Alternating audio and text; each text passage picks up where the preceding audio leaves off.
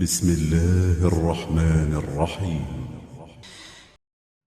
Assalamualaikum warahmatullahi wabarakatuh.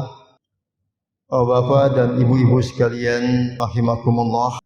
Seorang ulama besar yang dikatakan sebagai tokoh dan sebagai hujjatul Islam, Imam Al-Ghazali, yang banyak sekali menyusun buku-buku atau kitab-kitab yang sebesar misalnya saja yang banyak kita kenal, Ihya Ulumuddin.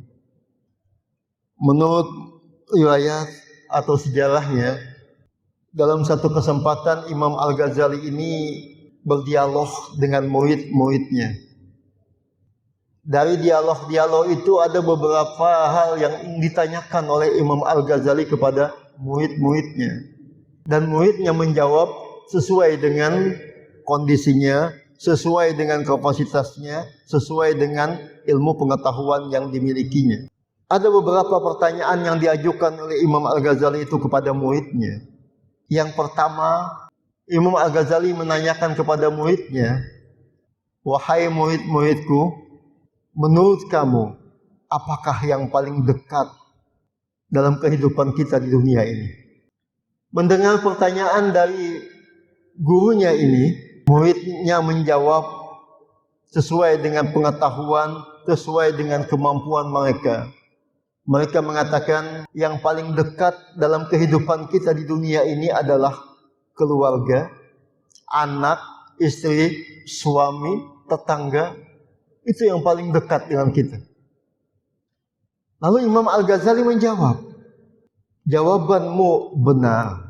Tapi ada lagi yang paling benar dan paling dekat dalam kehidupan kita di dunia ini. Selain daripada anak, istri, suami, dan keluarga itu." Muridnya menjawab, "Apa itu?"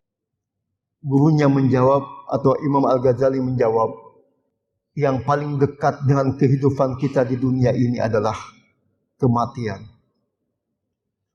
Kematian itulah yang paling dekat dengan kehidupan kita di dunia ini. Dia selalu bersama-sama dengan kita, kemanapun kita berada.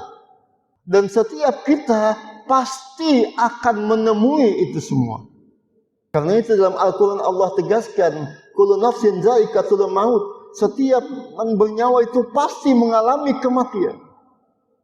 Maka menurut Imam Al-Ghazali, kematian inilah yang paling dekat dalam kehidupan kita. Dan kita semuanya tidak ada yang dapat dikatakan kebal terhadap kematian ini. Kematian adalah merupakan batasan antara kehidupan alam dunia dan kehidupan alam akhirat. Maka ketika kita berbicara tentang kematian ini, setidaknya ada 3 hal yang perlu sama-sama kita renungkan dan perlu kita sama-sama persiapkan dengan sebaik-baiknya. Karena 3 hal ini bersifat misteri sekali. Apa itu? Yang pertama adalah di mana? Di mana kita ini akan mati nanti? Di mana kita ini akan menutup mata mengakhiri kehidupan yang fana di dunia ini? Di mana kita? Apakah di rumah bersama dengan keluarga kita? Ataukah di rumah sakit? Atau terpapar di jalan raya? Atau di mana? Tidak ada satupun di antara kita yang tahu pasti di mana kita akan mengakhiri hidup ini nanti. Meskipun katanya ada amalan-amalan sendiri, ada amalan-amalan tertentu yang apabila kita amalkan ini, Allah akan mematikan kita sesuai dengan di mana kita mau. Malah ada sebagian di antaranya berpendapat kalau nanti kita melaksanakan ibadah haji atau umroh, kain ihram kita dibasahi dengan air Zam-Zam, dan itu nanti begitu pulang ke tanah air dijadikan sebagai selimut tidur, maka Allah tidak akan mematikan kita kecuali dalam selimut itu di atas pembaringan kita. Tapi tentu saja pendapat-pendapat ini tidak didukung oleh Al-Quran maupun Sunnah Rasul, dan tidak ada pendapat-pendapat yang bisa dibenarkan oleh para ulama-ulama kecuali orang tertentu saja. Jadi Bapak Ibu sekalian rahimakumullah, di mana ini akan selalu menjadi misteri bagi kita. Kita sering menyaksikan atau mendapatkan info di handphone kita, si anu meninggal tabrakan, meninggal di tempat. Si anu meninggal ketika dibawa ke rumah sakit. Si anu meninggal di rumahnya. Dan lain sebagainya. Ini yang pertama. Misteri yang pertama dari kematian adalah di mana. Kemudian yang kedua adalah kapan. Kapan waktunya seseorang itu mati. Juga tidak ada yang tahu pasti. Karena ini sifatnya misteri sekali. Rahasia Allah. Karena kita semuanya tidak ada yang tahu pasti kapannya, maka kita artinya selalu diminta oleh Allah bersiap-siap, mempersiapkan diri sebaik-baiknya. Dan tidak ada satupun tempat kita untuk bisa berlindung dari ini semua. Dikatakan dalam Al-Quran, Ainama takunu yudhurkum mautu walau kuntum fi burujin musyadah.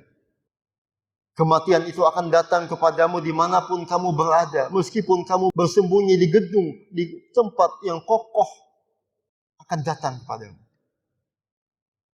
Kemudian yang ketiga adalah misteri daripada kematian ini. Bagaimana?